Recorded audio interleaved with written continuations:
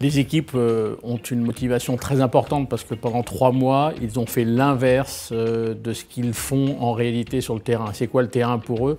C'est d'être très actifs, en contact direct avec des clients, les servir, être près d'eux, les chouchouter, papoter avec eux.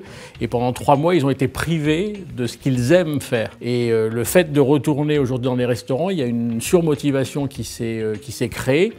De vouloir retrouver ce rythme dans leur vie, parce que c'est leur vie, le terrain.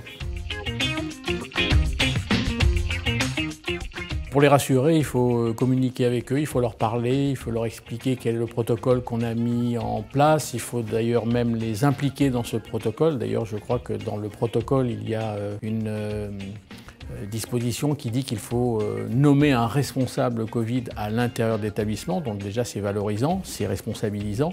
Et il faut que ce responsable Covid vérifie un certain nombre d'éléments du protocole. Les 2 plus importants étant le port du masque pendant le service, d'éviter de se croiser. Ça, c'est un peu plus compliqué dans un restaurant et encore plus dans une cuisine. Et le 2e élément du protocole, c'est se laver les mains beaucoup plus régulièrement qu'on pouvait le faire avant. La baisse de l'activité ne doit pas se traduire par une suppression du personnel. La baisse d'activité doit se traduire par une augmentation du chiffre d'affaires sur d'autres moments de distribution dans la journée et sur d'autres moments de consommation également dans la journée. Les 2 ensemble vont permettre à ce que le personnel ne soit pas tous en même temps sur 2 services que sont le déjeuner et le dîner. Donc de garder l'ensemble du personnel, mais beaucoup plus espacé en termes de concentration tout au long de la journée.